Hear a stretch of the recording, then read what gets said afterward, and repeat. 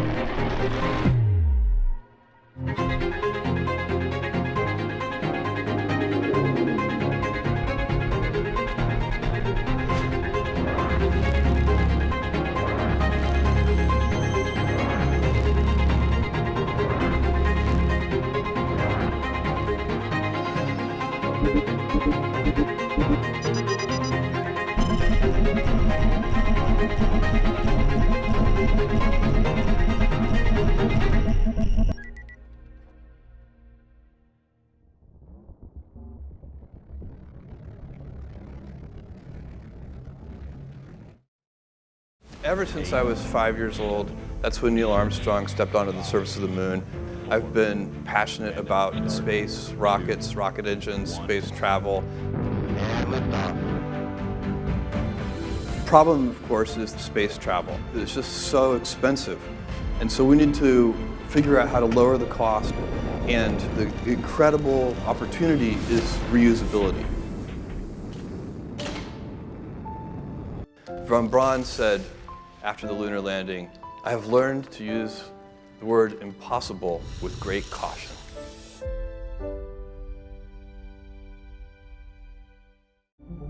At Lockheed Martin, our why is found in connecting, protecting, and exploring. It propels our purpose from the moon to distant planets and the stars beyond. We've been a part of every NASA sample return mission, every NASA Mars mission, and we are building the spacecraft that will carry humans to the moon and on to Mars. At Lockheed Martin, your mission is ours. Finally, I'd like to extend my thanks to all of the board members and supporting companies in helping develop the next generation of space and satellite industry leaders. I want to note for all the student professionals watching today that the applications are now open on the Future Space Leaders website to receive a grant to attend the International Astronautical Congress in Dubai, United Arab Emirates this October. So I encourage you to apply if you're interested in attending, and if you haven't submitted an abstract, please think about that for next year when the event shifts over to Paris. Now for our program. I'm going to turn it over in just a second to my co-host here in the studio, distanced of course, to introduce our first speaker. Dr. Tanya Harrison is a past Future Space Grant Award winner and currently serves as the Director of Science Strategy for the federal arm of Planet. She is a geoscientist whose career has spanned academia and the new space industry in both Earth observation and Mars mission operations. And what an exciting time it's been to look at Mars missions and helicopters flying on Mars. Who would have thought? She's also an advocate for the advancement of women and people with disabilities in STEM. Dr. Harrison? Thank you, Clay. And thank you to everyone for joining us today for our Liftoff event. As Clay mentioned, the Future Space Leaders Foundation is a STEM-focused nonprofit dedicated to advancing the next generation of American space and satellite industry professionals. I have been able to be involved with this organization for several years and cannot express the amount of gratitude I have toward this organization and those working to build the future workforce in our fields. To Clay, the board, and everyone involved, thank you. Up first today, we are honored to be joined live with Dr. Ellen Stofan. Dr. Stofan currently serves as Undersecretary for Science and Research for the Smithsonian Institution. In this role, she leads the institution's collective scientific efforts and commitment to research. She previously served as the John and Adrian Mars Director for the National Air and Space Museum since April of 2018, the first woman to hold the position. In this role, she led the museum's research on aviation and spaceflight history and the planetary sciences. Before joining the Smithsonian, Stofan was chief scientist at NASA from 2013 to 2016, serving as a principal advisor to NASA's administrator. She has more than 25 years' experience in space-related organizations and a deep research background in planetary geology, focusing on the geology of Venus, Mars, Saturn's moon Titan, and Earth. Among her awards and honors, she has received the Presidential Early Career Award for Scientists and Engineers and the NASA Distinguished Service Medal. Wow, what an amazing and distinguished career, Dr. Stofan. Thank you so much for joining us today. Oh, thank you. I'm really excited to be here. This is such a great organization, and you know, I'm really passionate about how we get the next generation engaged in aerospace, so it's great to be here. So to kick things off, given our current climate crisis, can you speak to a renewed emphasis for NASA on their contributions to Earth science under the Biden administration, and how should NASA be a player in understanding the climate crisis? Well, first of all, I think it's really critical to reflect on how much NASA's contributed to date to the fact that we understand that there is a climate crisis. You know, this long history of over 60 years now of gathering data from space about the Earth, you know, not just the iconic Earthrise image that gave birth to the environmental movement that we were celebrating so much yesterday on Earth Day, but these long baseline records of data in all of the different wavelengths of the electromagnetic spectrum, of the ocean surface, of land surfaces, of the atmosphere, of the ice sheets has really allowed us to understand that our climate is changing. It's changing in unprecedented ways, that Arctic warming is outpacing the warming of the rest of the planet, and that we really are in a climate crisis. But I think the opportunity is that as we go in to the Biden administration, there's going to be a renewed emphasis on climate. And of course, the objectives, scientific objectives for NASA around climate are set out in the National Academy's Earth Science Decadal.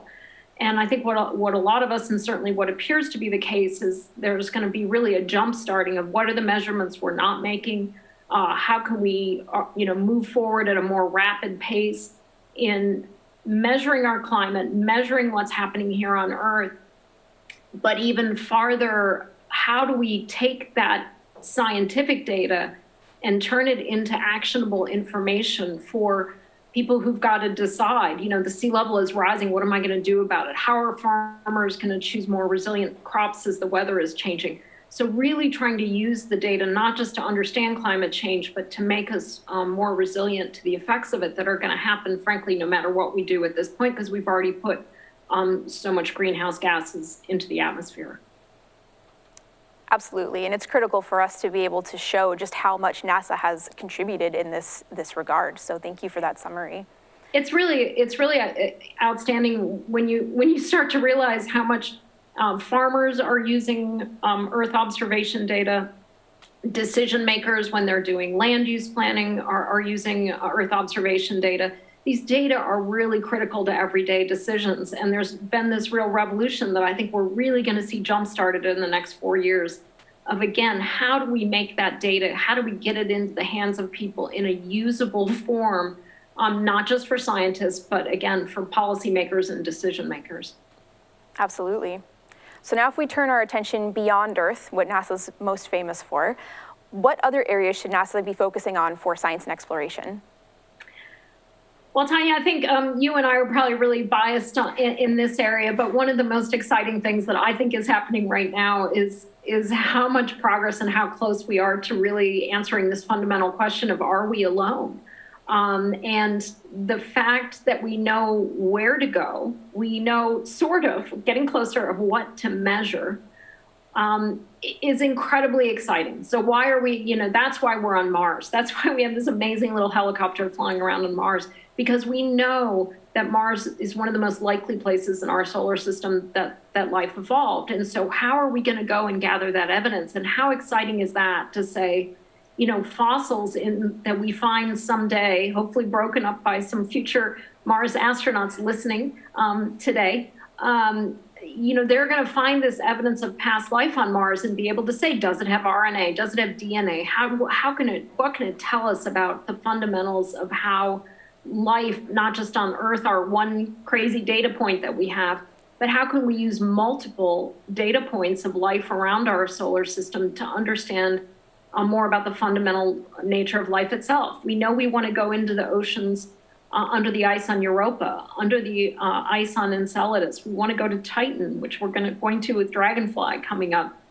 And then we have amazing telescopes like the James Webb Space Telescope. We have ground-based telescopes like the Giant Magellan Telescope that are being built. And these are going to start looking at the atmospheres of planets around other stars. And so to me, we're just on the very edge of this absolute revolution in our understanding of, are we alone? How common is life in our solar system? And that will then give us a better understanding of how common could life potentially be in our galaxy and in the universe. And as we go to answer these science questions, what is the role of collaboration between the government, the private sector, and academia to try and address NASA science goals? To me, it's really all hands on deck. And I think sometimes people like to frame it like, oh, there's this competition. And you're like, oh my gosh, it's not a competition. It's everybody working together, because that's how we're going to get more science done. And so the role that we see, the emerging role of the private sector in space exploration is so exciting. We see companies helping to bring down the cost of exploration, lower cost, more missions, more science. And who participates, it's spread across universities. And what I really love is it's spread around the world.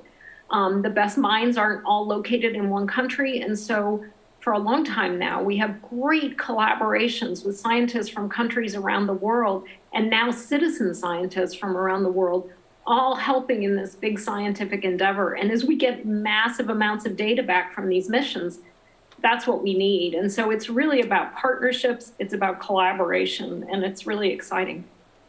Can you talk a little more about the role of international collaboration on things like these space missions that NASA works on? Well, if you look at the Perseverance lander right now, it's got several instruments on board that are collaborations with European partners, a sounder that's looking at the subsurface, instruments that are basically the weather station on the Perseverance rover. So right there, big collaboration. And practically, I could cite almost every mission that's happening right now, and it will be an international collaboration. And that's great because, space exploration is not cheap. And so when you get everybody working together, that means we're going to be in sync, we're going to be collaborating, we're going to be getting more science, and we're going to be sharing the data. And that's the way it's been now for decades, and I'd love to see that continuing. And I think we're going to hear more about that as we've been talking about missions like a future Mars sample return. NASA's been talking with the European Space Agency about that. And of course, there's no better example of that really than the International Space Station, where you have these countries working together every day, really helping us understand microgravity sciences, what that can contribute, and what we learn about human health every day up on the International Space Station is really mind-boggling. So international, to me, is really critical. And I think what's really changed over especially the last 10 years is that as the private sector participation has helped drive down the cost of space exploration, as you've had innovations like CubeSats, smaller, less expensive, it's allowed many, many more countries around the world to start having their own space programs and their own satellites. And there's no better example of that than the United Arab Emirates HOPE mission, which we were all so excited in February to see it go into orbit around Mars. What an achievement for that country. And I think for all of us, it's like, welcome. We're so glad to have you participating. Let's go all understand Mars together. Absolutely. It was so amazing as a Mars scientist to see multiple countries join the ranks of Mars and having successful missions there. So I can't wait to see what happens as we start getting science out of both the Tianwen mission from China and the UAE's HOPE mission. And so since you and I are both scientists, I'm curious, how can we as scientists and the space sector in general best communicate with the public all of the ways that NASA directly benefits life on Earth?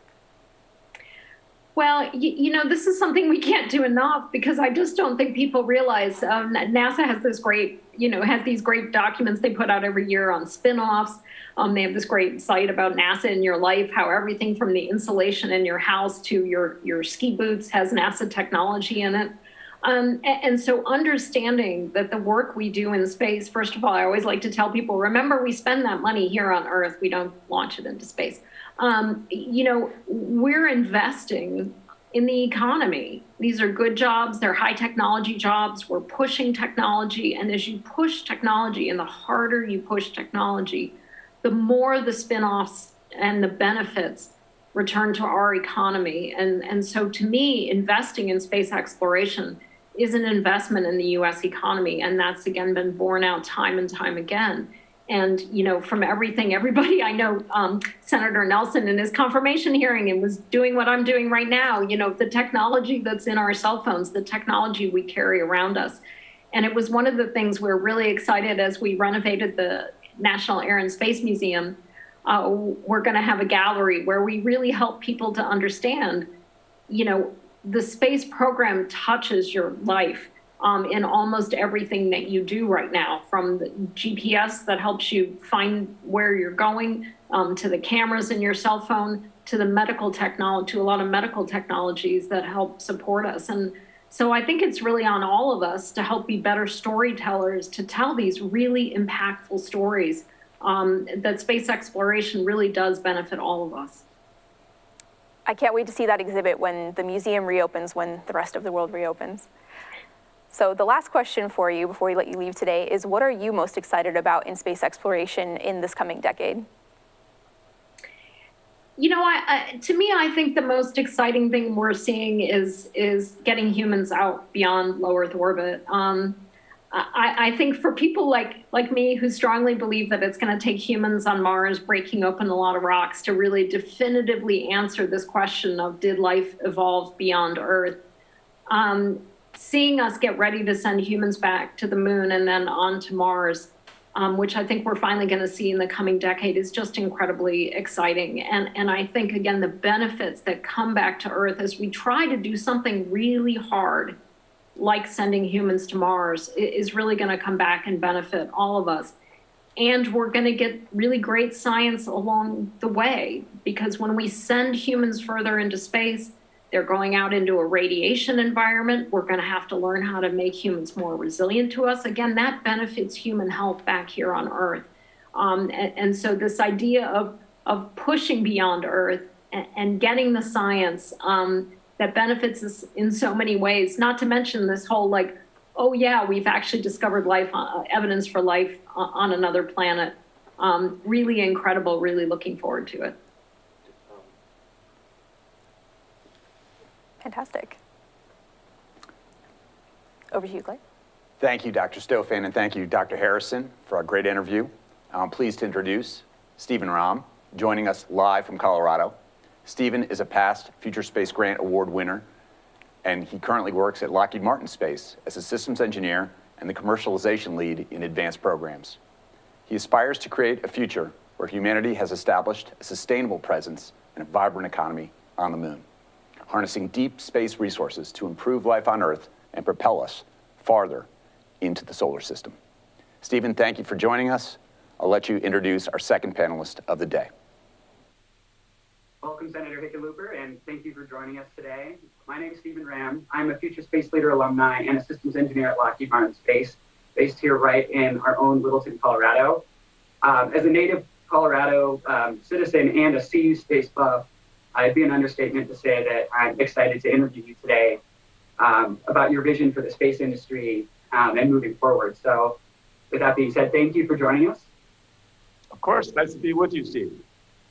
Yeah, and so I think first off, I'd like to congratulate you on your appointment as the chair for the Senate Subcommittee on Science and Space. As a former geologist and a longtime advocate for space and science, I think you're a natural fit for the role. But not only that, Colorado, I don't know if a lot of people know this, but we're the second largest aerospace economy, boasting about 400 companies that are local and a combined 200,000 employees. And Lockheed Martin comprises of a modest 10,000 for that.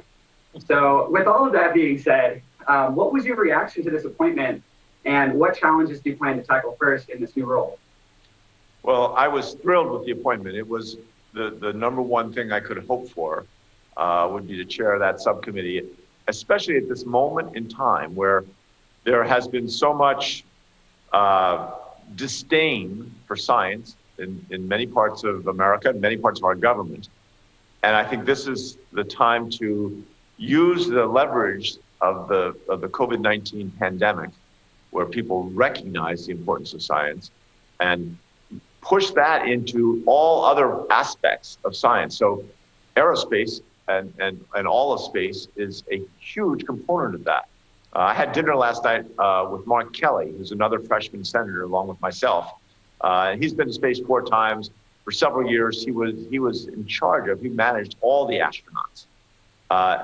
And his stories, I mean, all the minutiae, the insights that he's gained over the years, his relationship with space is breathtaking, because it's a synopsis. It's a little, it's a distillation of why space is so important to this country and to the world. So I look at Colorado, and obviously one of the great things about our space effort in Colorado is it's big companies like Lockheed, but it's dozens, it's hundreds of small companies that are all creating an infrastructure, a network of research and development, and kind of pushing into the frontiers of knowledge.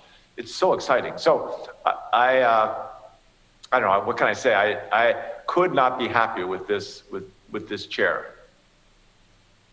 Yeah, and I mean, as someone that's from Colorado, I think it's really exciting to have one of my own senators on the subcommittee chair. It's just exciting, and I've always wanted to be involved in the space industry since I was a kid, so it's pretty great. And you brought up a really good point, though, just about how science is now on the forefront with the pandemic, and one of President Biden's current pledges right now is to take swift action to tackle climate change and ensuring we meet the demands of science while empowering American workers and businesses to lead what he's calling a clean energy revolution. And so I just wanted to get your thoughts on what do you envision NASA and the commercial space industry will both play in achieving this goal? Well, I think so much of the research that NASA does is going to have direct application to opportunities for us to address climate change aggressively, very aggressively. And the way NASA has looked at how do they create a self-sustaining energy system in space, and then what's needed to scale that? How do we look at what that means for the future of electric vehicles, how we move electricity around, how do we store electricity more successfully? I mean, I could go down the whole long list. So much of what happens in planning and preparing for the exploration of space is exactly the kinds of technology breakthroughs we need if we're going to, break this stranglehold that fossil fuels has on our economy. This level of carbon emissions that we cannot tolerate.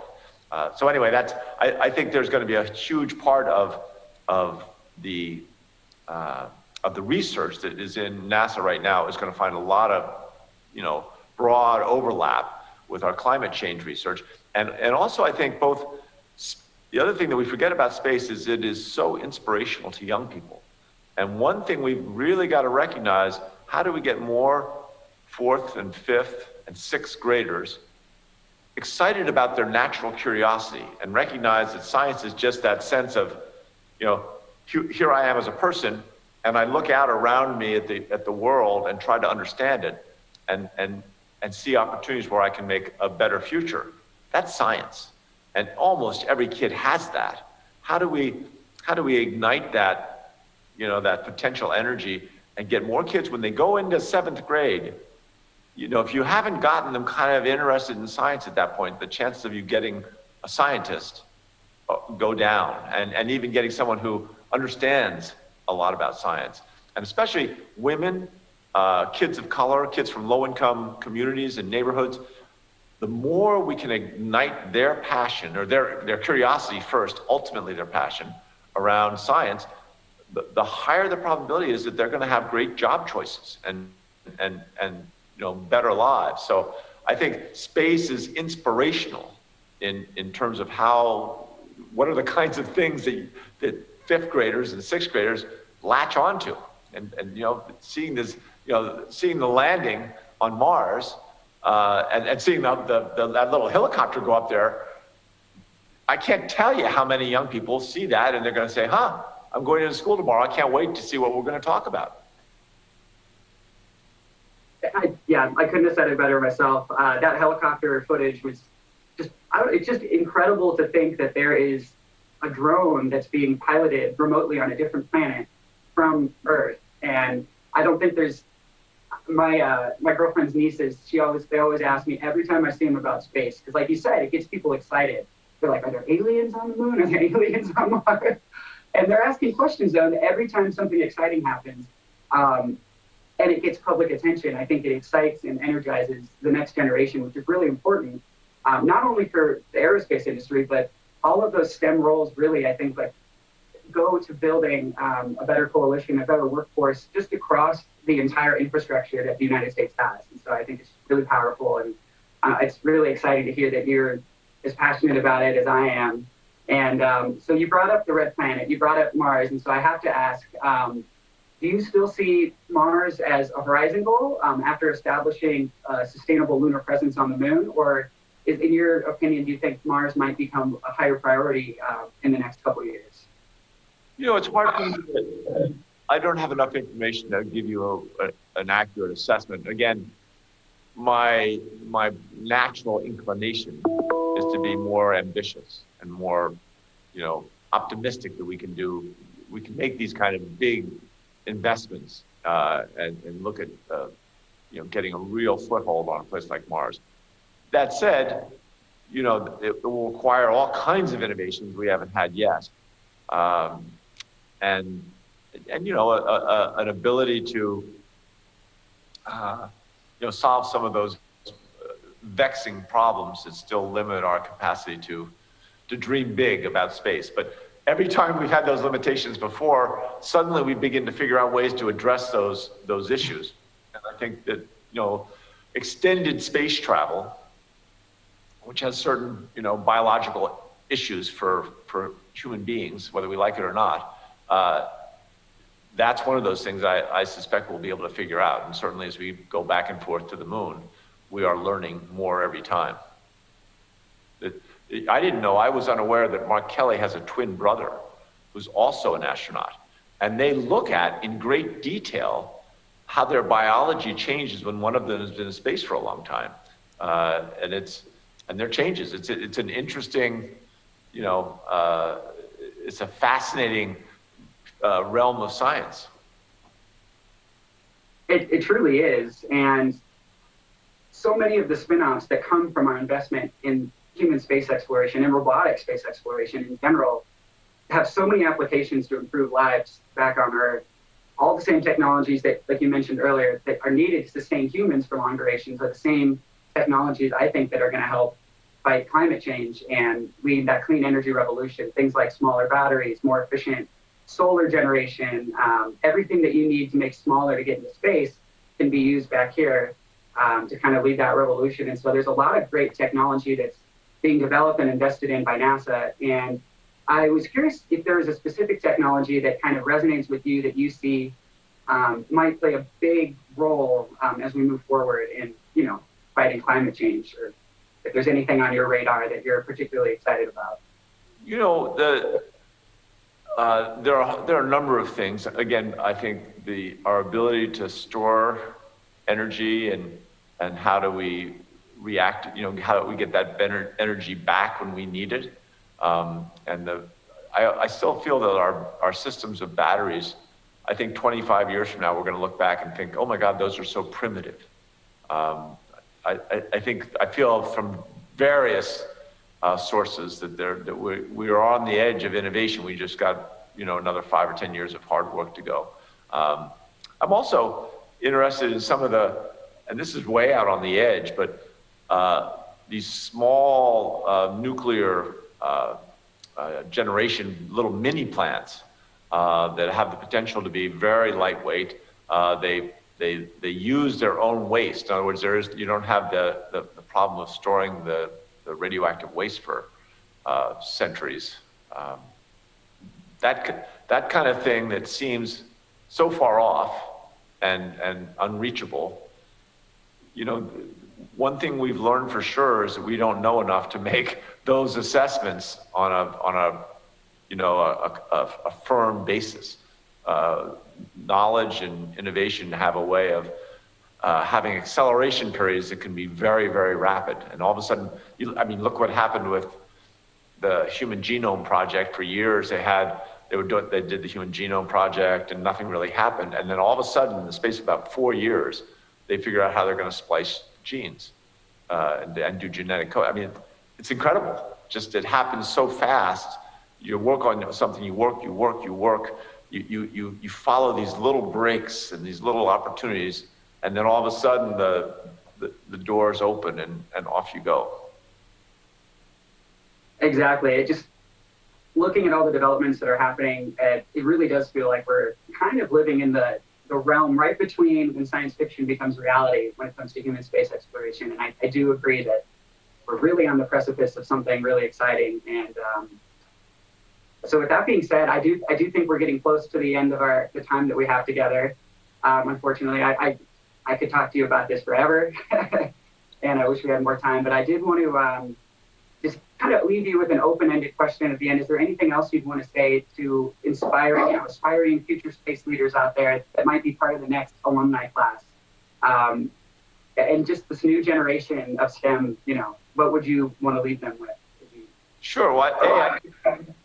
I think no matter what happens in someone's life, again, I started out as a exploration geologist, but I published a couple papers in peer-reviewed journals. I'm very proud of myself as a geologist. And then all of a sudden, there was a long recession. Our company got sold. 10,000 geologists lost their jobs. So I lost my profession in the mid-'80s, and my scientific training prepared me to open a restaurant. I opened one of the first brew pubs in America, but it's amazing how much my scientific training prepared me for that. And I can't tell you how much I used that scientific training as a mayor, as a governor, and today as a senator. That if you can learn and understand science, you learn a couple things. One, that when you're part of a team, your joy is not just in getting to that final turning in that research project. The joy is really working on a scientific project with a bunch of other people.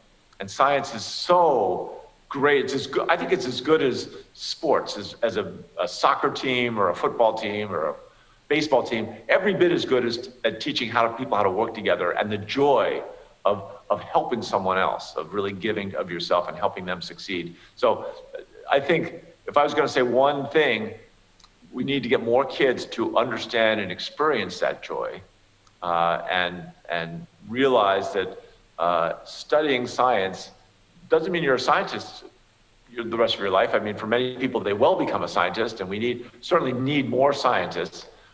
But having studied scientists opens every other opportunity that you can imagine, and you'll be prepared in very powerful ways. So that's why I'm so happy to be this chair of the Science and Space Committee, just because it's so important to everything I believe in about America, that anybody they're willing to work hard enough and work with others, anyone can make a difference and have a great life.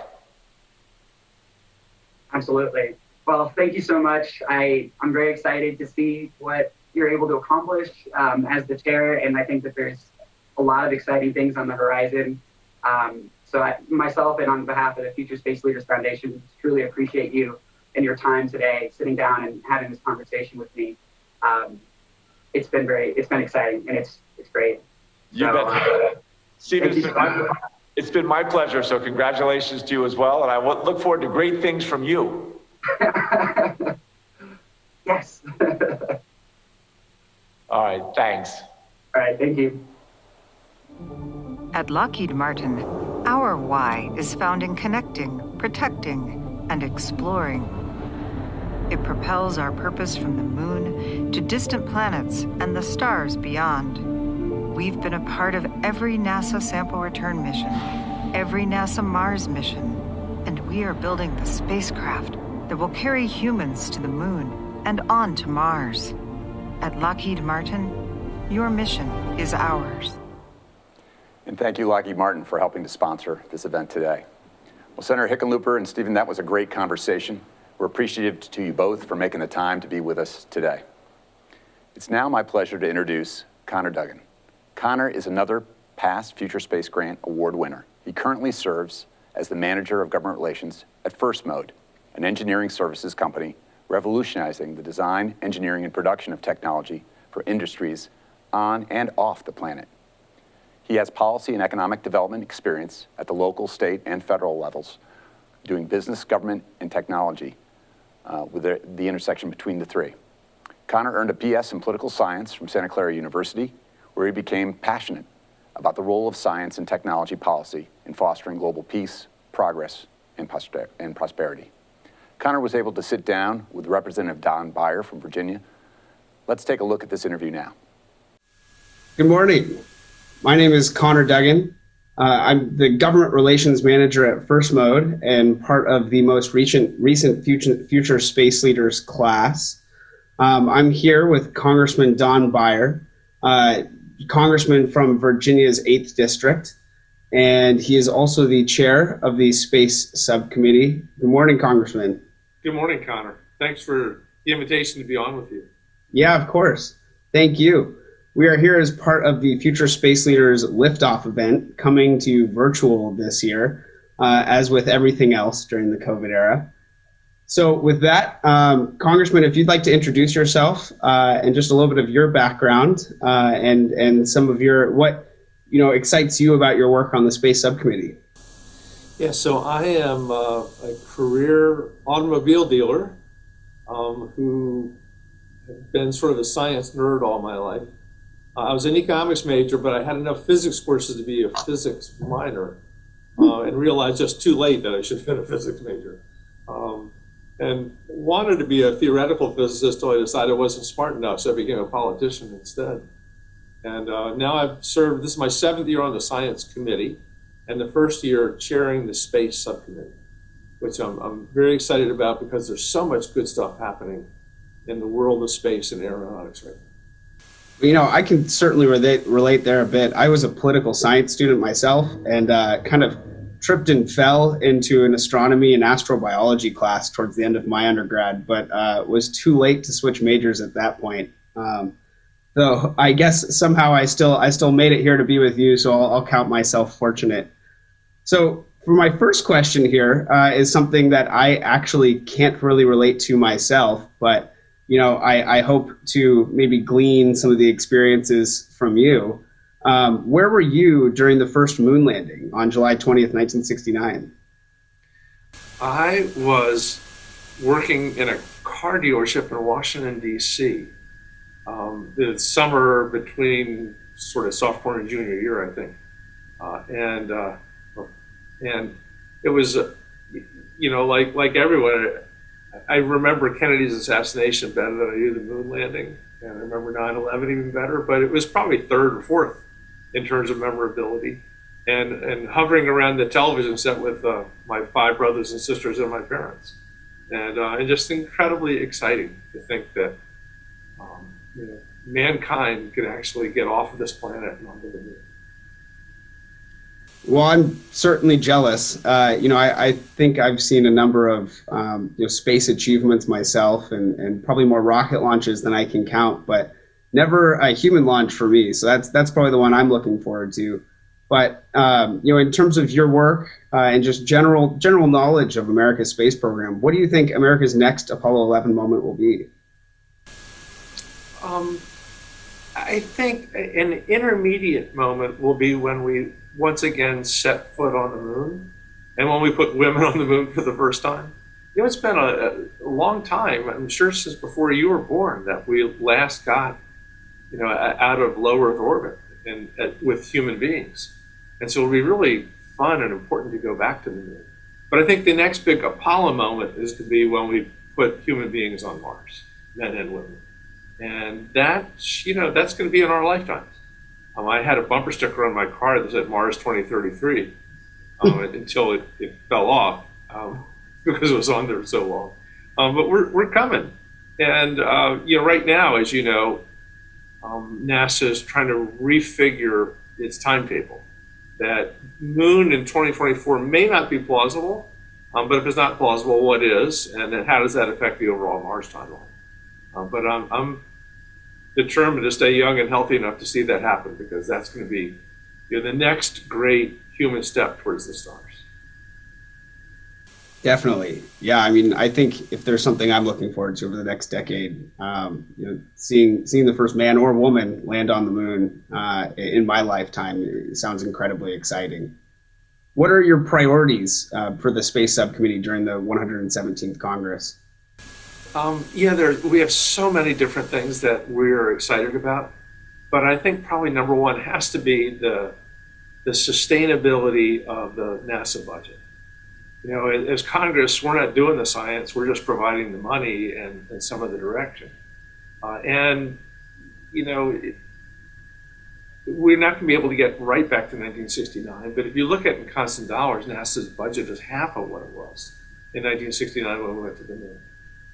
So we need to just make sure that there's a steady drumbeat of public support and congressional financing for NASA's different missions. And they're much more complicated than they were in 1969 too.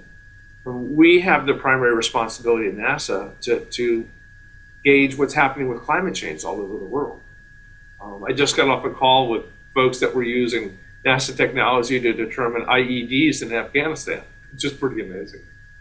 And then there's the whole deep basic science stuff. We don't know what dark energy or dark matter is. We can only back into an understanding of them.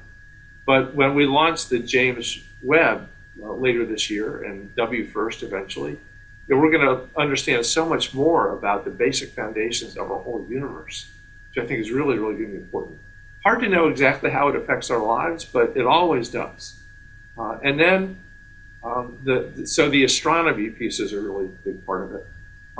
Finding out how we balance the private sector and the public sector, because there's a booming private sector in space that didn't exist in 1969 when we went to the moon. And in many cases, they're partners, sometimes competitors, at least with each other, and I think can make a great contribution to our future in space. And then, of course, there's the most exciting part of all, which is taking humanity ever deeper into space, to Mars, perhaps to other planets. We've discovered that there are habitable planets all throughout the universe. Take a long time to get there.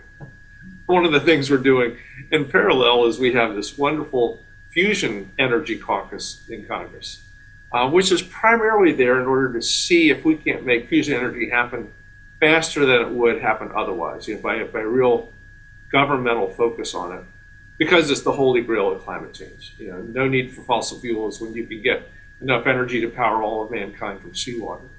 But if you think about space, what better way to get deep into space than with fusion energy rockets? So why should, if the average American asks, why should they care about space exploration and America's space program and what NASA and the commercial industry are doing? because there are so many direct impacts on our life. Video conferencing, like we're doing right now, came out of NASA. All the way satellites affect our lives today. I usually check Waze first thing in the morning to figure out how I'm going to get to work. Every part of our life is now integrated with stuff that comes through NASA from space. But then there's also the need to search out the deeper meaning of existence. Why are we here? What's our place in the universe? And those are questions that are, I don't know if answered, but explored at least by continuing to look outside of our own neighborhood and community to the world and to our solar system and beyond. Great. We need ways to inspire us to do ever bigger and greater things. Well, I certainly agree there.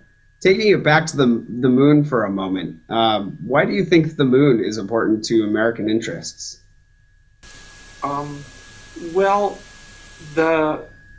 It's interesting kind of that you bring that up, because one of the big debates in the Science Committee a couple of years ago was, should we go directly to Mars or should we go stop on the moon first on the way to Mars? And the ultimate decision made, I think, by NASA was stopping at the moon made sense. Partly because we know there's water on the moon, and that may be part of helping us get to Mars, that carrying it all from here. But then there's so much more about the moon that we don't know. We haven't been there in, it'll be more than 50 years, right? So a long, long time. So, we've been able to determine some from the distance that we are, but developing it, not just as resources, but in terms of manufacturing capability, what it could be for pharmaceuticals, and what it could just be for the human imagination. And I think that's a really important thing. By the way, there's lots of debate about the moon as a commons and how do we negotiate with the Chinese and the Russians and whoever else gets to the moon, because others will. So I think it's could be a really apt place for partnership and cooperation in overcoming some of the really difficult issues that we have here on this planet. That was actually my next question is, what is the role of the international community in the American space endeavor? And I guess, could you speak to that on a little bit more of an abstract level, just, not as it only relates to the moon? Yeah, Connor, not everyone will agree with me, but I very much see the moon and beyond, Mars and everyone else, as resources for humanity, for all of us, and that to the maximum extent possible, we want to do this in a cooperative way. Yes, we want American leadership because we're American, we think we're special, and but not American ownership, dominance, exclusivity. We're 5% of the world's population. We need to make sure that in the long run and in the middle run, all of our space exploration serves all of humanity, and that this can be a place where we can work together. And of course, on the other side, if we don't do it that way, dominating space or a fight for the dominance of space can be very dangerous to the people. Well, I really love that answer. I guess I feel like myself and a lot of my friends and colleagues who I work with, kind of in the space community, in particular, the up and coming generation of the space community, seem to see this as much more of a human endeavor than just an American endeavor, and truly something that is for the good of our civilization. So I love to hear that we have leaders in the U.S. government and in Congress who are pushing forward that philosophy as well. Congressman, the universe is 14 billion years old. This universe, the one we're in, and we still have a couple of billion years to go in the solar system before the sun burns out. The solar system is likely to last a lot longer than our particular forms of government, and so we need to take a longer viewpoint because we want humanity to last long enough to to go out. I'm fascinated with the idea. Most of us think that there is other life in the universe, but if there isn't, if it's so special and so unique that we're the only ones, then the whole universe is our responsibility, and so we don't want to mess it up by killing each other. That it's interesting that you say that. I remember, and it was actually one of the first things when I realized there's even just a policy side at all to the space endeavor. It might be a place for me to do some work. Back when I was an undergrad, I remember reading the Outer Space Treaty for the first time, and kind of being blown away by how idealistic and visionary it was. But at the same time, also, in one sense, it seems to already kind of relegate the whole universe to the laws of our species, if you will. So it's interesting that you say that. Well, kind of one of the things I'm most excited about is the Mars Sample Return Program, which will bring back Mars rocks and to our planet. And many scientists think if there's life in this solar system, it's most likely to be found on Mars. And the others are too hot, the others are too cold. Jupiter is gaseous. And just think about what that will do to religion, to philosophy, to our understanding of the place in the universe, if there are signs of life on Mars. It's very exciting. It will open up all new fields of inquiry and thought.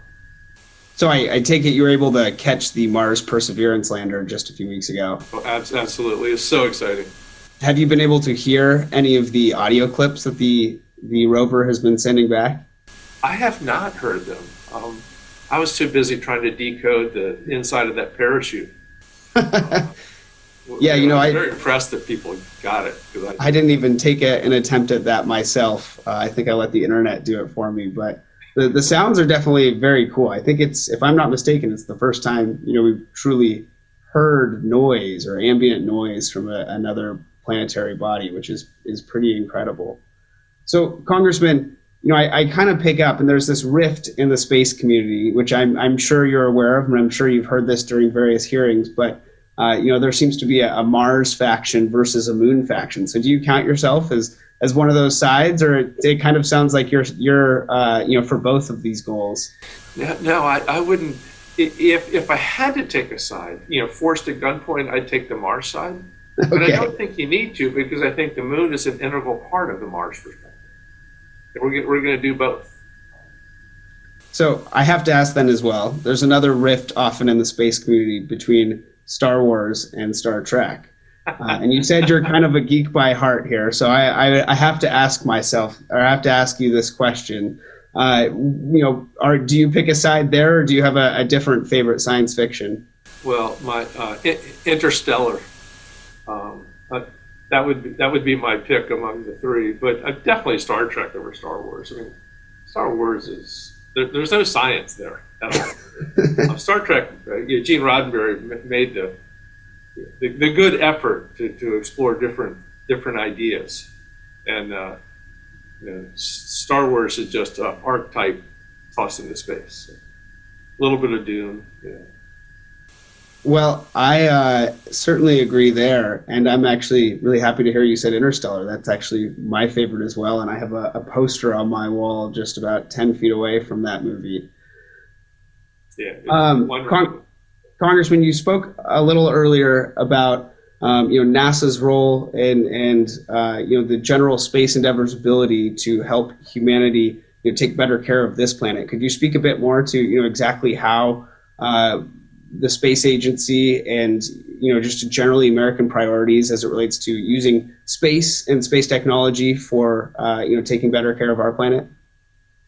Yeah, Connor, I'm fond of quoting Ellen Stofan, who was the chief scientist at NASA for a number of years and a planetologist, who said, while we're busy looking at all these other planets, let's not forget the most important planet of all, the one we live on. And NASA's role in so many ways, starting with Landsat and our ability to measure what's happening on the Earth, temperatures, afforestation, deforestation, what's happening in the oceans, and what's happening in the various levels of the atmosphere, troposphere, et cetera. all those come together to help us really understand what's happening with climate on our planet. And the science, all the incredible stuff that NASA's doing, and that engineers and mathematicians and physicists who are part of the overall space community, not just necessarily working for the government, but working for the exploding private sector. All that's going to have an impact on how we are able to constructively relate to climate change.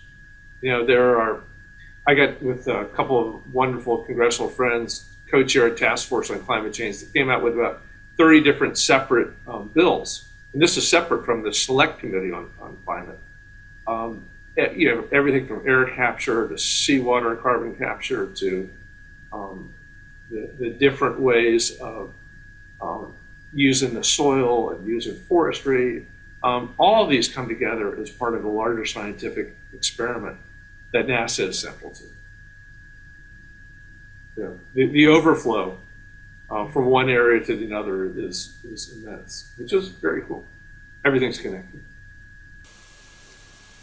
So, Congressman, we're coming up on the last few minutes here. I have just two last questions for you. The first one, it might be a bit difficult because I know there are a lot of great answers for this. What do you think is the most interesting fact about space in general and humanity's place in the cosmos? Oh, wow. There are so many answers to that, Connor.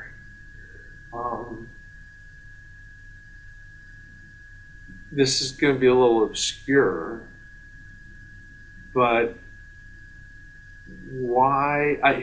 I think the most interesting suggestion is that we look at all the way back to the Big Bang or the initial inflation of the universe and say it should have been completely uniform. So why do we have all these discontinuities, which are stars and galaxies and clouds and things like that? And the notion of that in the very, very, very beginning, all the way back 14 some billion years ago, when it was densely compacted and completely uniform, there were quantum fluctuations in it. And those quantum fluctuations, which are always going to be there, became the seeds of all the galaxies that we have right now. It's a very cool, subtle way to understand why our universe is as interesting as it is, rather than just completely homogeneous tiny particles spread over 14 billion light years.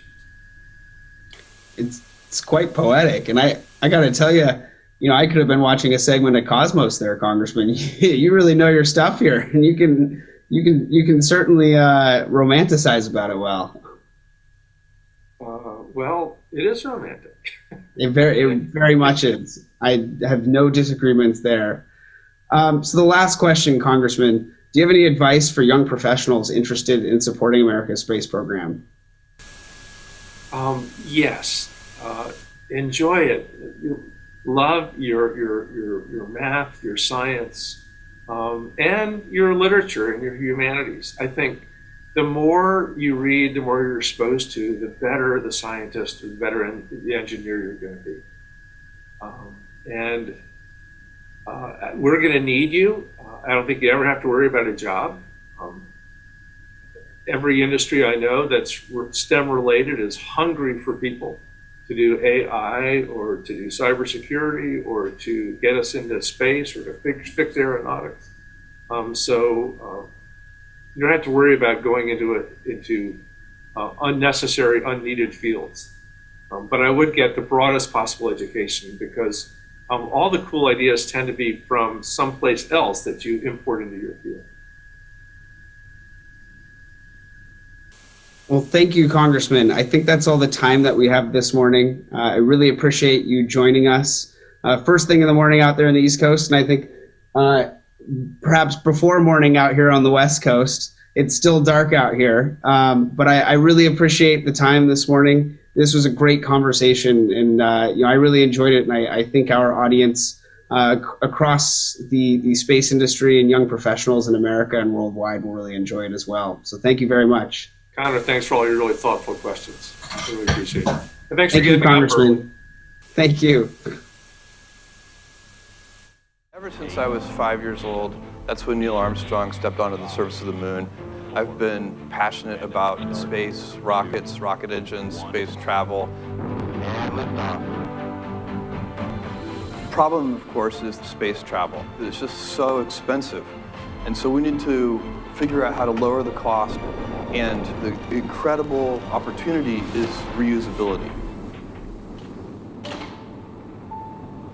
Von Braun said after the lunar landing, "I have learned to use the word impossible with great caution."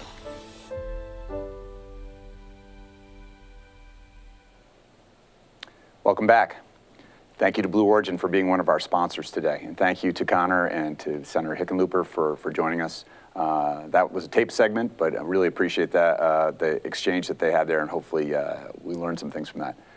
It's now my pleasure to introduce Bhavya Manipu. She is also one of our past grant awardees and recently joined NASA, but previously served as part of the Boeing team that developed the CST-100 Starliner spacecraft and the spacesuits that they're going to be flying on that. She's interested in building technologies to propel human space exploration with a belief in the universal applicability of space research for the betterment and sustainability of our planet. Bhavya enjoys educating and inspiring students to pursue careers in the STEM field. Bhavya was able to sit down with Dr. Bhavya Lal, NASA's acting chief of staff, and let's take a look at their conversation. I am really excited to introduce and welcome our special guest today, Dr. Bhavya Lal. Dr. Lal is the acting chief of staff of NASA. As a senior White House appointee at NASA, Dr. Lal served as a member of the Biden Presidential Transition Agency Review Team for the agency and oversaw the agency's transition under the administration of President Joe Biden. Dr. Lal brings extensive experience in engineering and space technology. She served as a member of the research staff at the Institute of Defense Analysis, Science and Technology Policy Institute. She led analysis of space technology, strategy, and policy for the White House Office of Science and Technology Policy and National Space Council, as well as federal space-oriented organizations, including NASA, the Department of Defense, and the intelligence community. Her expertise and practice spans various topics in space, and you can name it, starting from commercial activities in low Earth orbit and deep space to in-orbit servicing, assembly and manufacturing, small sats to human exploration, space nuclear power, space exploration, and space science. Wow. She co-founded and is co-chair of the policy track of American Nuclear Society's annual conference on nuclear and emerging technologies in space, and co-organizes a seminar series on space history and policy with the Smithsonian National Air and Space Museum. For her many contributions to the space sector, she was nominated and selected to be corresponding member of the International Academy of Astronautics. Dr. Lal earned Bachelor of Science and Master of Science degrees in nuclear engineering, as well as a Master of Science degree in technology and policy from MIT, and holds a doctorate in public policy and public administration from George Washington University. She's a member of both the Nuclear Engineering and Public Policy Honor Societies. Dr. Lal, it gives me immense pleasure to welcome you, and I'm personally excited to meet you and all that you will be sharing with us today. And we also share our alma mater, so I'm really, really excited to be here with you today. So to get started, could you please give us an overview of what you get to do at NASA in your current role? Absolutely, and Bhavya, I have lots of questions for you too, so make sure to keep some time for that as well. So you're right, I'm the senior political appointee at NASA, and I'm the acting chief of staff here. It's an interesting role. Every day is a new challenge. I come in, I have my sort of list of these are my goals for day, week, month, year. But I come in and everything is out the door, and focus on the fire of the day. So there is no 2 days that are alike. In the beginning, we had to spend a lot of time looking at the budget. What is it? We are sort of working with OMB. What should be NASA's budget? Both top line and the directorates. A lot of it is addressing, President Biden's priorities, climate change, what should we be doing? So I work with leaders and colleagues at NASA to think about that. And Build Back Better, innovation, our Space Technology Mission Directorate has lots of amazing programs that involve university students and underrepresented minorities. Global diplomacy, NASA is a huge player in that part of the world. So thinking about the Artemis program and how do we make sure that it's international and we work with our partners internationally. And last but not least, absolutely one of the most important things for us is diversity, equity, and innovation, and making sure that we hold those values dear, not just internally at NASA, but also when we work with partners outside of NASA. That's awesome, Dr. Lal. And being a space nerd and a space enthusiast myself and working at NASA, it's really fun and also inspiring to see somebody like you up in the NASA leadership, setting a role model for all of us and inspiring us. And that said, what is your vision for NASA and space exploration for the foreseeable future? So NASA isn't, we don't just do one thing, right? So we have a variety of priorities, both in human exploration and science, aeronautics and space technology. Space technology is obviously the foundation of everything NASA does, and so many of the technologies we develop kind of move up the TRL chain through STMD. But in terms of big picture vision, I think, NASA is about exploring the frontiers of knowledge and always learning and always, getting new insights about the universe. Where did we come from? Where are we going? Those are the fundamental questions of life that, we have thought about since the beginning of time. And NASA actually gets to do that. How many other friends of yours do you know who kind of think about those things as, as they're, part of who they are? Obviously, my vision is that, NASA helped us make a multiplanetary species that, we have plans to go to the moon and then to Mars. That's very, very critical to what we do at NASA here. And then understanding the solar system, going beyond. And of course, so much of what we do in space reflects back on learning about Earth. So, years ago, there was this NASA motto called, Mission to Planet Earth.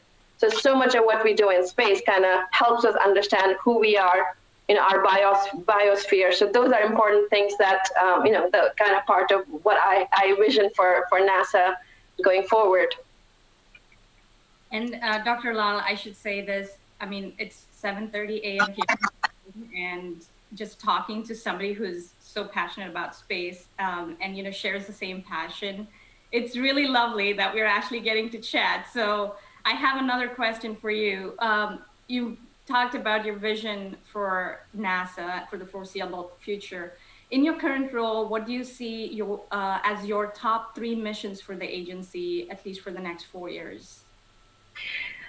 So clearly Artemis, the program to get us to the moon is pretty core for the next few years. As you may know, Artemis 1 is on track to take off later this year.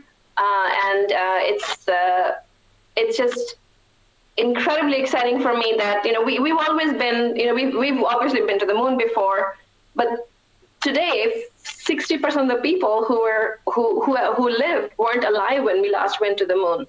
So it's actually pretty exciting to be able to go back and learn the technologies and learn to live off the land on the moon so we can go on to Mars. So Artemis is an important priority. Another important priority is as you may know, we just recently landed the Perseverance rover on Mars. It is phase 1 of a multi-phase mission where we will bring back samples. So it's called the MSR, the Mars Sample Return Mission. It's really important to get us going on the next steps of that.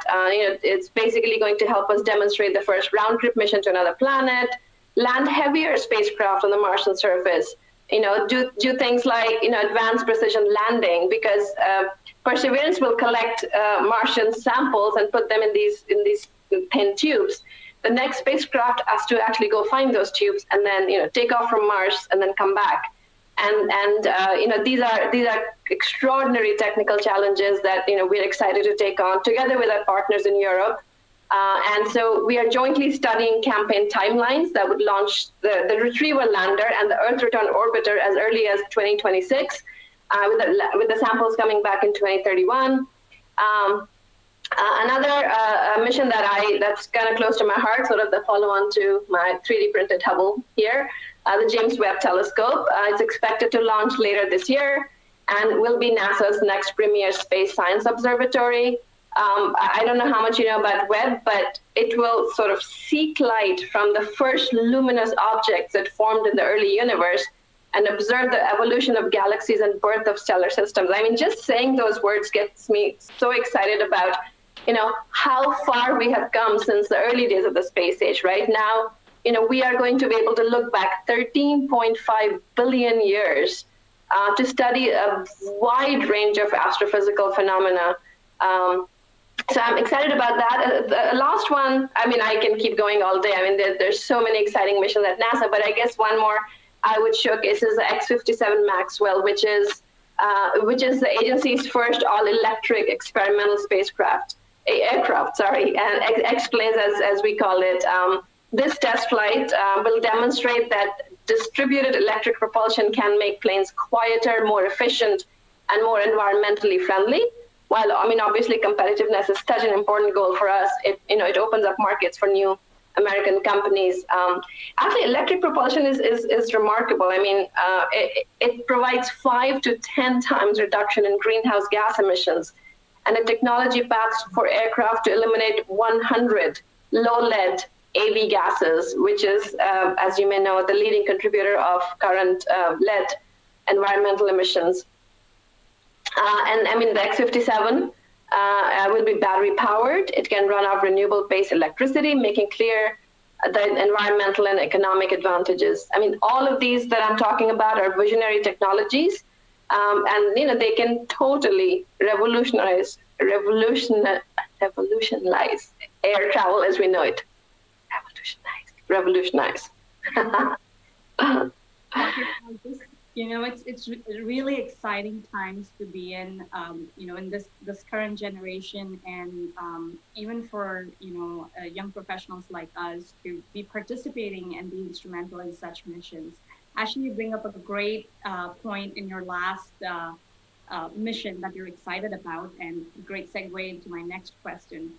I'll start off with saying, a lot of people wonder what NASA does in terms of protecting Earth itself. We always talk about looking out and beyond Earth for the benefit of mankind, and of course, there's a lot of spin-off technologies that a lot of people who do not work in space exploration don't realize. At the same time, NASA also focuses down and within to protect our own planet, our fragile oasis, as we call it. Excuse me. Our fragile oasis, as we call them. And so, how do you think NASA is contributing to the priority of climate change, which you alluded to earlier? So climate change is one of the most important priorities for the Biden administration, and we are working internally on a strategy that is integrated. So there's climate change research happening at NASA in the Earth Science Division, in the Space Technology Mission Directorate, in Aeronautics, as I just discussed, but also here. I mean, we have this amazing platform in low Earth orbit, the International Space Station. You're from Houston, you know all about that. And there's instruments on the space station. So there is sort of across NASA climate activity. But one project that actually my colleague, the head of this Science Mission Directorate, Thomas Zurbuchen, told me about just a few days ago, I am super excited about. It will launch. It's a new NASA instrument. It's scheduled to launch in 2022 on a commercial spacecraft, and it's called Maya, Multi-Angle Imager for Aerosols. It will help us understand how different types of air pollution affects human health. What I found really cool was it's the first time NASA is partnering with government and private sector health organizations to use space-based data to study human health and improve lives. So many of us have severe allergies and asthma and are affected by air pollution. This is a project that is, that should be close to all of our hearts. And whether it's for me, I'm an allergy and asthma sufferer, or others, it provides an amazing vantage point to identify problems and help understand the negative consequences of climate change. And I can just go on about so many different projects that we are both currently conducting and also planning to do. So Dr. Lal, you mentioned about NASA partnering with commercial players. What do you see as opportunities and challenges for commercial players and the international community to collaborate with NASA, whether that's on climate change or even human space exploration and other exploration beyond low Earth orbit? So this is a really important and it's a difficult question. One thing that is worth remembering, though, that NASA has worked with commercial entities from its very beginning. I mean, companies like Grumman and North American Aviation were part of the initial Apollo program. So working with industry comes naturally to NASA. But there is an evolution that has happened in the last many years as commercial capabilities begin to come up to government levels and even exceed them. We kind of take more of a partnership role rather than a contracting sort of. We will develop all of the requirements and you go implement them industry. So that is changing, and there's much more partnership. The commercial crew is a really good example of how and commercial cargo as well for the space station are good examples of how NASA really partnered with the industry bringing funding to the table and seeing customers that are other than government to the table. And that is a new development. Some of it we are getting used to, and we need to get better. But a recent example of where we did this successfully is we just signed an agreement with SpaceX, where we will make sure that the ISS remains safe as the Starlink satellites go. In addition to the agreement with SpaceX, NASA has issued a Space Conjunction Assessment and Collision Avoidance Best Practices Handbook. And the idea there is to help all companies avoiding accidents in support of a safe and exciting future. It's a learning process. The more we work with industry, the better we get understanding each other's expertise, each other's needs. And the Human Landing System (HLS), which is part of the Artemis program, has a commercial approach to how we will land American astronauts on the moon. And all sides need to just continue to work together to make sure we understand what each of our equities are. Governments tend to focus much more on things like transparency and accountability. Industry focus much more on things like cost and speed. And I think we need to just bring all of it together to make sure we have all of us approach to doing things in space. So Dr. Lal, it's exciting to hear about all these technical aspects that are happening in space. I want to gear us towards a little bit on the people side. With so many commercial partnerships, international partnerships, and just the growing interest in space across the globe, and as everyone realizes the importance of space exploration and what it brings us back to Earth and how it improves our lives here, how do you plan on continuing inclusion and diversity in NASA programs and personnel? Yeah, so this is obviously one of the most important things that we are currently working on. As you mentioned, I was on the transition team, and as part of that, the transition team developed a DEI, Diversity, Equity, and Inclusion plan that NASA is currently implementing. It's kind of moving forward, and hopefully in the coming days and months, we will be able to talk more about it.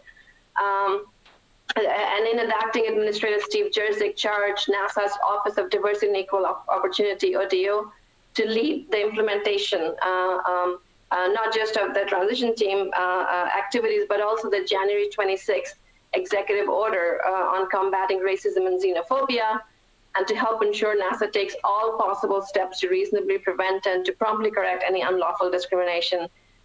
Just after the Atlanta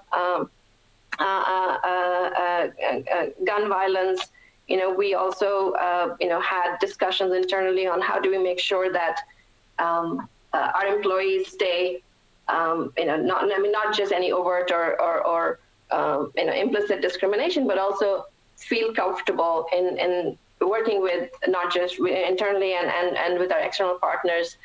So, we have inserted a number of actions throughout, and just try to make sure that we listen to each other, we are heard, and there is policies and processes in place that that when there are challenges, there are ways to resolve them.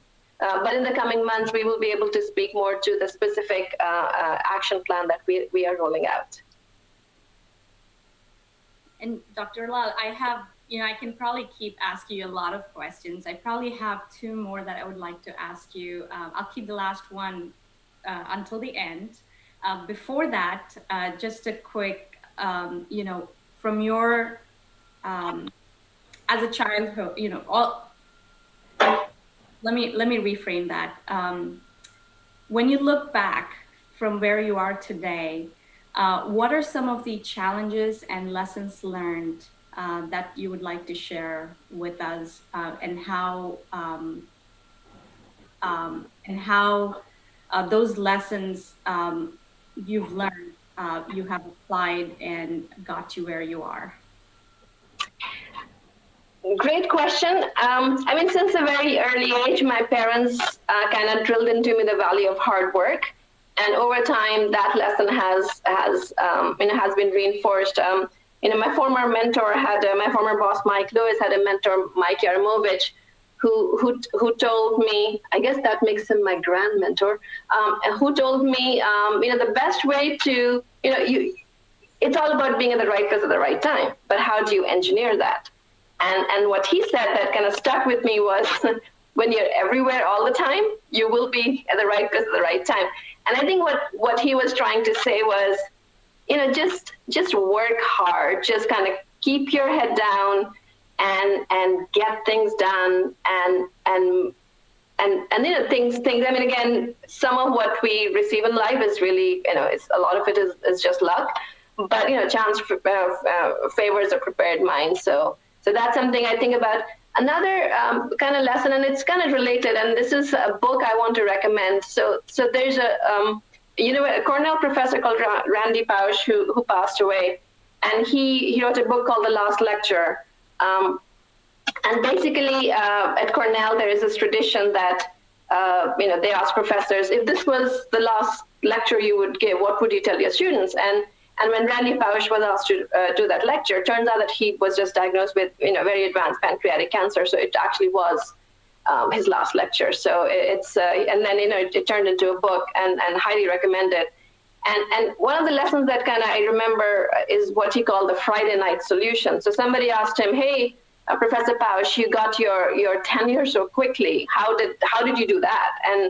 And what's your secret?" And he said. And it's something like, it's pretty simple. Call me any Friday night in my office at 10 o'clock and I'll tell you. And I think what he was trying to say is, be in your office Friday at 10 o'clock. So, I guess I'm kind of repeating myself, but I think that is, I think, we talk so much about, have passion for what you do. And obviously it's important to have passion, but it's just, sometimes, it's just really important to get the work done. So work hard. Thank you. And I wrote down the name of the book, so I'm gonna go read it. It's an easy read, and it's emotional and touching. You will enjoy it. Thank you. I know you had some questions for me. Yes, I had a chance to read your amazing bio as well. Wow, and you went to Georgia Tech. My daughter is there, so I know. Go Jackets! Go Jackets! So what inspired you to pursue a career in aerospace? Actually, I can go back to when I was 3 years old. I grew up in India until I did my high school. And ever since I was a kid, and we had terraces back in India in our home. So my mom and dad would take me to the terrace every night so they could get me to eat my dinner and show me the moon and the stars. And I remember my dad explicitly talking about humans walking on the moon And me just being a very curious child, I would ask him things like, are there dinosaurs on the moon or sharks on the moon? And he would take the time to patiently answer them. And that kind of, led me, that curiosity always was within me. And I remember my parents, telling me, and my dad giving me advice when I was in 5th or 6th grade, that he said, pick something that you're really passionate about, just like, what you said. And he said, whatever you choose to do your best. I mean, try to bring your best potential out. And he knew I really was interested in space.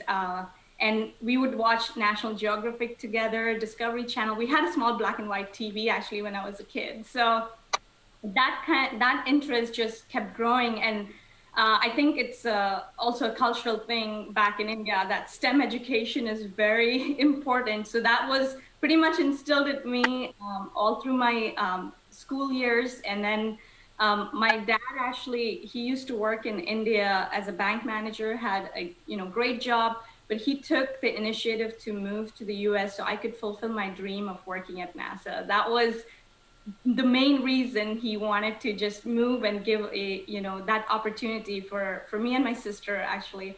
And so that passion just continued, and I was really lucky to find the mentors here that gave me the opportunity, and all my peers and even managers. I started off as an intern at Boeing during my undergrad at Georgia Tech, and then I got to go to great schools and participate in research. And I think you and I went to the same graduate school as well at MIT, Aeronautics and Astronautics. So it just kind of opened up doors, and very recently completed my PhD at University of North Dakota. And I should say this, just last week, I started working at NASA, and prior to that, I've been working at Boeing for about more than a decade actually. And it's been 18 years since we moved to the US, and my dreams came true. And just going back to what you said, just put your head down, keep working towards, what you're passionate about, and one day you will get there. That's amazing. So, what advice do you have for little girls? You asked me for advice. I had, other than working hard, like that girl in India or anywhere in the world who's looking at the stars on the terrace with their parents. What would you say they should be doing? So, I would start with saying perseverance. I think perseverance. We just landed one on Mars. Nice. And perseverance, I would say, not just in trying to, if you have a goal, not just working hard, having the discipline to go achieve whatever it is you want to do, but when you're faced with challenges and failures, you get yourself back up. Also perseverance to transcend any boundaries you have, whether that's internal, that's keeping you within, or even external boundaries, and just transcending any other boundaries that would help you achieve the full potential of being human. There's just, I work with so many awesome people, both at NASA and Boeing, and, I'm getting to talk to you, Dr. Lal, today. It's just so inspiring to see what somebody can achieve and what inspiration they provide to the future generation. And I have a 1-year-old, and I'm just excited for her future and excited to make world at least 0.1% better for her during my time. That's awesome. Get your daughter to start watching Star Trek. That's what I did when my daughter was little. Obviously, I grew up with Star Trek, true, but so did she, and she's also studying mechanical and aeronautics engineering. So Star Trek seems to be a common theme. That's awesome. Yeah, and I remember the days at Georgia Tech. I'm so happy to hear that your daughter is doing aerospace engineering there. Outstanding. And lastly, Dr. Lal, just to kind of summarize, I know you've talked about lessons learned from, your life. As a last, what's your message for young professionals and students who are passionate about aerospace? If there's something that, you would just have us take away from talking to you today? I guess the takeaway is, it helps to, and again, I do it. I'm on my computer. I wrote out, these are my goals, and these are not just goals for today or tomorrow. These are kind of my big picture goals. And even though every day, as I was saying, there's a lot of insanity, a lot of work, I do look at it at least once a day just to remind myself this is what this is all about. And it really does help. So kind of, even if you think they're really high up, even if you think you will never achieve them, just kind of write out what it is that you're trying to get out of life. And you can make it philosophical, high level, you can make it specific, or a combination of the two, and just make sure that you do something every day that touches it, even if it's to read an article about something that you want to learn about. And we always say, one of these days I will read that book, or learn that one thing I need to learn, or call that one mentor I want to call. Just do it. And having something that just sits over your desk that reminds you is a good idea. So how about this one very specific, tangible recommendation? That's awesome, Dr. Lal. Really, thank you so much for giving an opportunity to talk to you today and sharing your insights. I'm really thrilled and hope, our young professionals and students watching this video, are inspired by today's discussion with Dr. Lal. Thank you very much, Dr. Lal. Well, thank you, Bhavya. The honor was all mine. I'm amazed by young people like you doing wonderful things. One of these days soon I'll be retired and gone, and you'll be running NASA and the world, and I cannot be more excited about what I see. So thank you.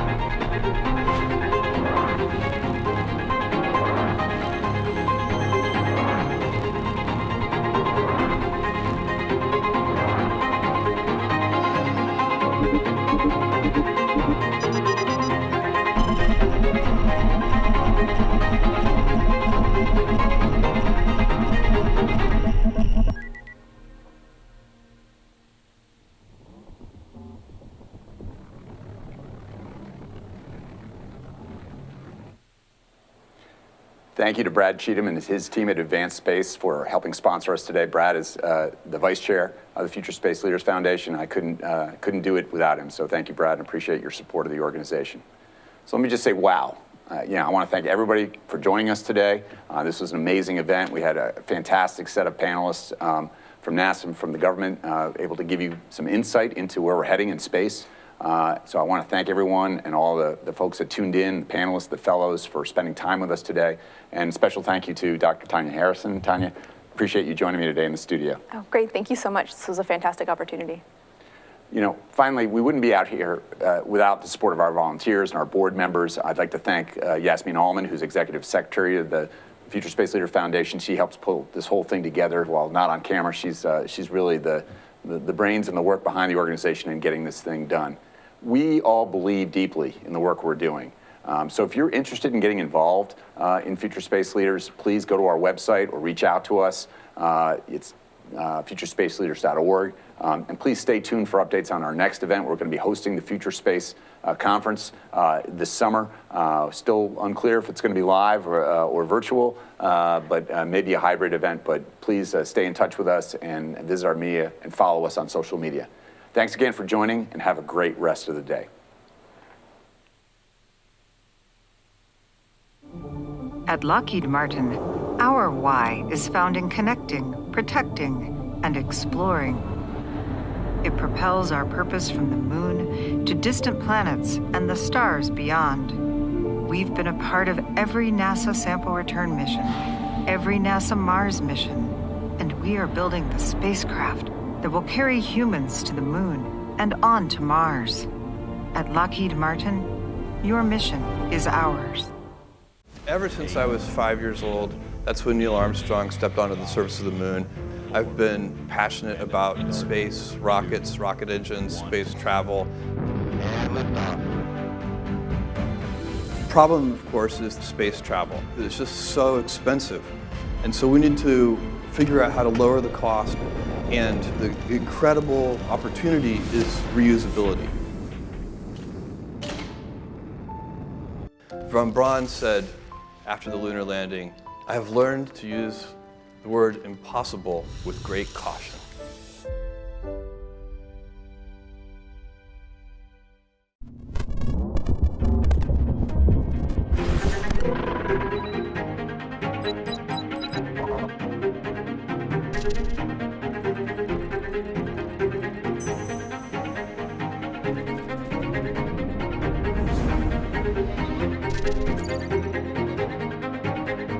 Three, two, one.